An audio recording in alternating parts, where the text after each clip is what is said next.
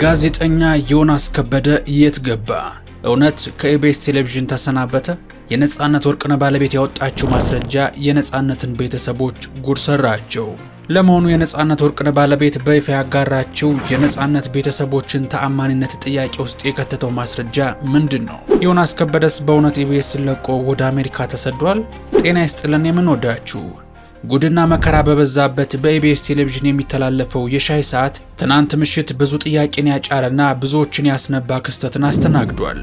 የነጻነት ወርቅነህ ባለቤት ንጹህ ዘር የሰጠችው ልብ የሚነካ ቃለ መጠይቅና በዕለቱ የጋዜጠኛ ዮናስ ከበደ አለመገኘት ባለፉት ሳምንታት ዮናስ ኢቢኤስ ለቀቀ የሚለውን አፈትላኪ መረጃ አጠናክሮታል። ትሁቱና በሳሉ ዮናስ ከበደ ከኢቢኤስ ወጥቶ የት ገባ? ምላሹን ይዘነዋል። ሌላው በዕለቱ እንግዳ የነበረችው የአርቲስት ነጻነት ወርቅነህ ባለቤት ያወጣቸው አንድ ማስረጃ የነጻነት እህቶችና ወንድሞቹን ውሸታም ያስባላቸው ይገኛል። ዝርዝር ጉዳዩን ይዘነዋል፣ ታደምጡታላችሁ። እናንተ ብቻ እንደተለመደው ላይክ እና ሰብስክራይብ ቢሉ ነጭና ቀይ ቀለሞችን መታ እያደረጋችሁ አብራችሁኝ ጥቂት ዝለቁም። የነጻነት ወርቅነህ ባለቤት ንጹህ ዘር በኢቢኤስ ቅዳሜን ከሰዓት ፕሮግራም ላይ ቀርባ ስለ ባለቤቷ የተናገረችው ንግግር የበርካታ ተመልካቾችን ልብ ነክቷል። እንደምናስታውሰው ከዚህ ቀደም በእሷና በነጻነት ቤተሰቦች መካከል ከባድ ውዝግብ ተነስቶ ነበር። እዛ ጋር ጥሩ ነገር አላገኘም። በወቅቱ የነጻነት ቤተሰቦች የምንናገረው እውነት አለን በማለት ባለቤቱ ተንከባክባው እንደማታውቅ ሲታመም እንዳላስታመመችው ልጆቹ እንኳን ያን ያህል እንደማይወዱትና ስልክ እንኳን ደውለው ጠይቀውት እንደማያውቁ ተናግረው እሷና ልጆቿ ላይ ከባድ ክሶችን ሰንዝረው ነበር። ሆኖም ንጹህ ዘር በዚህ ኢንተርቪው ላይ የነጻነት ቤተሰቦችን ተአማኒነት ጥያቄ ውስጥ ያስገባ ነገር ተናግራለች። ባለቤቱ ንጹህ ዘር ከነጻነት ጋር ህይወታቸውን በፍቅር ይኖሩ እንደነበር፣ ልጆቹ ሁልጊዜ አባታቸውን በስስት ይጠብቁት እንደነበርና እነሱ ጋር ቆይቶ ወደ ኢትዮጵያ ሲመለስ እንኳን ትዝታውን እያነሱ እንደሚናፍቁት በስሜት ተናግራለች። የነጻነት ቤተሰቦች እሷን ከመውቀስ አልፈው አስናቀ የተባለው የነጽ የልብ ጓደኛ ነፂ ሲሞት ለጥቅም የመጣ እንጂ የእውነት ጓደኛ እንዳልሆነና ሰይፉ ሾው ላይም ቀርቦ ነጻነትና ባለቤቱን ቆሜ ነው የዳርኳቸው ያለው ሐሰት እንደሆነ ተናግረው እንደነበር አይረሳም። ባለቤቱ ንጹህም ቅዳሜን ከሰዓት ላይ ከነጻነት ጋር ሲጋቡ የቀለበት ፕሮግራማቸው ላይ አስናቀ ተገኝቶ ያለበትን ፎቶ በወሬ መሃል ያጋራች ሲሆን እሷ የነሱን ስም ባታነሳም ከነጻነት ጋር ስለነበራቸው የፊርማ ፕሮግራም ስታስረዳ የነበሩ ሰዎች ፎቶ ሲታይ አስናቀም አብሮ በዝግጅቱ ላይ እንደነበር ታውቋል። ይህም የነጻነትን እህትና ወንድሞቹን ተአማኒነት ጥያቄ ውስጥ የከተተ አንድ ክስተት ሆኗል። በነጻነት ባለቤት ጉዳይ በርካታ ነገሮች ሲባሉ የቆዩ ቢሆንም ንጹህ ዘር በቅዳሜን ከሰዓት ቆይተዋ ስለ ነጻነት ቤተሰቦች ያነሳቸው አንድም ሐሳብ የለም። ያወራችውም ስለነበራቸው የፍቅር ህይወትና ስለ ልጆቻቸው ብቻ ነበረ። ይሁንና በዚህ እጅግ አነጋጋሪ ኢንተርቪው ላይ ብዙዎች ያስተዋሉት ሌላ ትልቅ ነገር አለ። እሱም የትዝታችን በኢቢኤስ እና የቅዳሜን ከሰዓት ድምቀት የነበረው ዮናስ ከበደ የት ጠፋ የሚለው ነበር። ቃለ መጠይቁን ያቀረቡት ጋዜጠኞች አብርሃምና ጸገነት ሲሆኑ ዮናስ በኢቢኤስ ቴሌቪዥን ከካሜራ ፊት ከጠፋም አንድ ወር አልፎታል። ይህም ኢቢኤስን ተሰናበተ የሚል ትልቅ ስጋትና ጥያቄን አስነስቷል። በአሁኑ ወቅት ብዙዎች ዮናስ በአሜሪካ ሀገር እንደሚገኝ ስላረጋገጡ ኢቢኤስን ለቆ ተሰዷል ወደሚል ድምዳሜ ደርሰዋል። በአንጻሩ ደግሞ አይደለም አሜሪካ ላይ የሚተላለፍ አዲስ ዝግጅት ስላለ እሱን ለመቅረጽ ነው ሄደው የሚሉ ወገኖችም አሉ። ከኢቢኤስ መድረክ የተሰወረው የትዝታችን በኢቢኤስ አጋፋሪውና የቅዳሜን የሻይ ሰዓት አድማቂው ዮናስ ከበደ ለመሆኑ ከኢቢኤስ በፊት ሙያውና ህይወቱ የፍቅር ህይወቱና የጋዜጠኝነት ፍቅሩ እንዴት ተጠነሰሱ ካልን በመዲናችን አዲስ አበባ ተወልዶ ለረጅም ጊዜ በድሬዳዋ የኖረው ዮናስ ከኮተቤ መምህራን ኮሌጅ ዲፕሎማውን ያገኘ ሲሆን ከአዲስ አበባ ዩኒቨርሲቲ ደግሞ በቋንቋና ስነ ጽሑፍ የመጀመሪያና ሁለተኛ ዲግሪውን በጋዜጠኝነት አግኝቷል። በአዲስ አበባ ምስካየ ኅዙናን መድኃኔዓለም ትምህርት ቤትና በድሬዳዋ ከተማም በመምህርነት አገልግሏል። ከተማሪዎቹ ፊት መሆን እንደሚያስደስተው የሚናገረው ዮናስ ተማሪዎቹን ለማዝናናት የሚችለውን ሁሉ እንደሚያደርግ ተናግሯል። በአሁኑ ሰዓትም የኢትዮጵያ መምህራን ማህበር የክብር አምባሳደር ነው። ዮናስ በነበረው የረጅም ዘመን የማስተማር ጉዞ በተማሪዎቹ ዘንድ እጅግ ተወዳጅ መምህር ነበረ። በአንድ ወቅት በኢቢኤስ ዝግጅት ላይ የቀረበው የቀድሞው የዮናስ ተማሪ የአሁኑ ፓይለት ለዚሁ ምስክር ነበረ። ታዲያ ይህ ፓይለት በዚሁ በኢቢኤስ ዝግጅት ላይ ቀርቦ እንደተናገረው ዮናስን ካገኘው በኋላ የተሻለ ሰው የመሆን ፍላጎት እንዳደረበትና በመልካም መንገድ ተጽዕኖ እንደፈጠረበት ተናግሯል። ዝቅ ብሎም ላደረገለት መልካምነት ያቀረበው ምስጋና የብዙዎችን ልብ የነካና ዮናስን ያስለቀሰው ክስተት ነበረ። የሚገርመው የዮናስ ወላጅ አባቱም ተወዳጅ የአማርኛ መምህር ነበሩ። እሱም የእሳቸውን መንገድ መከተሉን ይናገራል።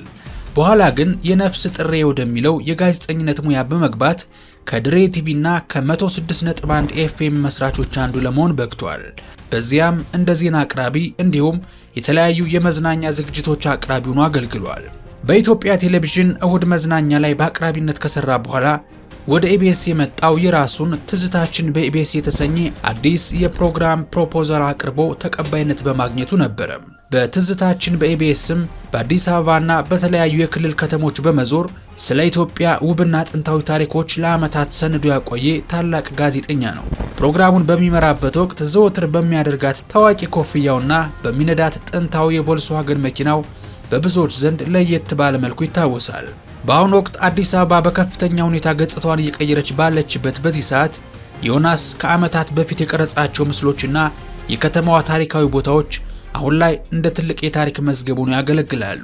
እነዚህ ስራዎቹ ለቀጣዩ ትውልድ የሀገሪቱን ያለፈ ማንነት የሚያሳዩ ውድ ቅርሶች ሆነው ይቀመጣሉ። ፒሲንካ እያለ ደጋግሞ በሚጠቀማት ቃል የሚታወቀው ዮናስ ትርጉሙን ሲጠየቅ የአረበኛ ቃል እንደሆነና ግሩም ነው፣ ውብ ነው ማለት እንደሆነ በመግለጽ ሲደሰትና ሲገረም የሚጠቀማት ቃል እንደሆነችም አስረድቷል። ዮናስ ከበደ የትዳር ሕይወቱ ለሌሎች አርአያ የሚሆን ነው። ባለቤቱ ቤተልሔም ግርማ በእሷ አጠራር ኪክዬ ይላታል።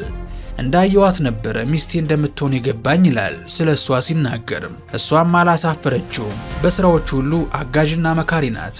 በትዳራቸውም ናታን ዮናስና ናሆም ዮናስ የተባሉ 2 ልጆችን አፍርተዋል።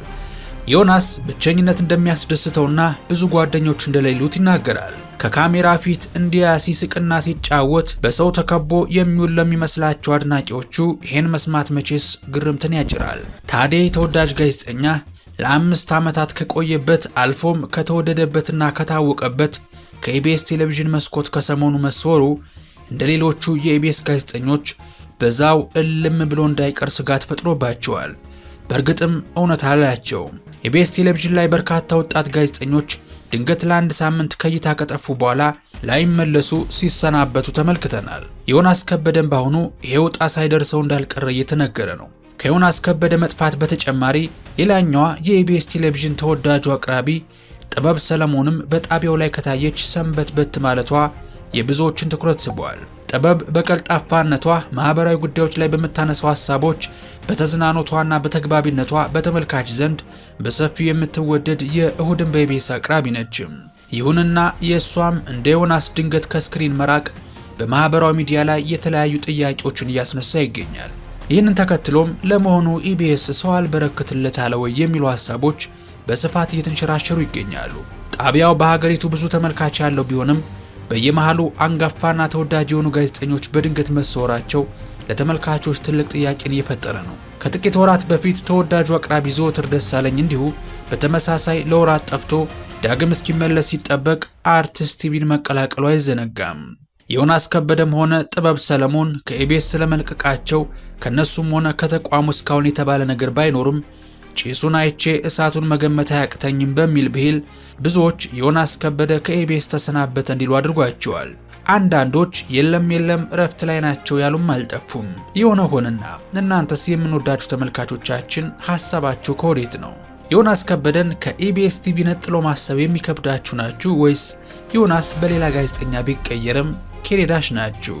የምንወዳችሁ ለዛሬ ያልነውን በዚሁ ቋጨን። ጥንቅራችንን እስከ ማብቂያው ስለታደማችሁልን ላክ ያለ ልባዊ ምስጋና እንጀባ እያልኳችሁ ቪዲዮውን ከወደዳችሁት ላይክ ማድረጋችሁ እንዳትረሱ። እንደዚህ ያሉ ወቅታዊና ትኩስ መረጃዎች በፍጥነት እንዲደርሷችሁ ደግሞ ኢትዮ ቱሪዝም ሰብስክራይብ በማድረግ ቤተሰብ እንድትሆኑ እየጋበዝኳችሁ በቀጣይ ቪዲዮ እስከምንገናኝ ሰላማችሁ ብዝት ይበልልኝ። ቸር ቆዩልኝ።